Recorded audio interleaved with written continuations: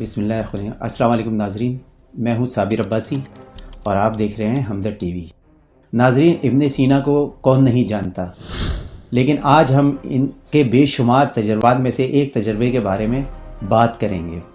ابن سینا 2 میمنوں کو پنجرے میں رکھتا ہے۔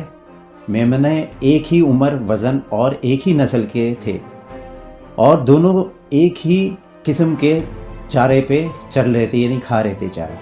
تمام حالات برابر تھے۔ ابن سینا نے میمنوں کے پنجروں کی ایک طرف اور پنجرہ رکھا اور اس پنجرے میں ایک بھیڑیا رکھا، اور میمنوں میں سے صرف ایک میمنا اس کو دیکھ سکتا تھا۔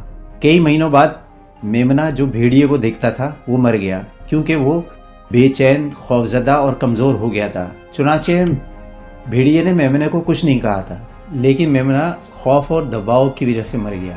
اس بھیڑیے کو دیکھ دیکھ کر خوف محسوس کرتا تھا، جبکہ دوسرا میمنا جو بھیڑیا نہیں دے سکتا تھا اچھی طرح سے کھاتا رہا، اور اس کا وزن بھی بڑھتا گیا کیونکہ وہ کافی پرامن تھا۔ اس تجربے سے ابن سینا نے صحت، جسم اور ذہنی اثرات کے مثبت اور منفی اثرات کا مشاہدہ کیا۔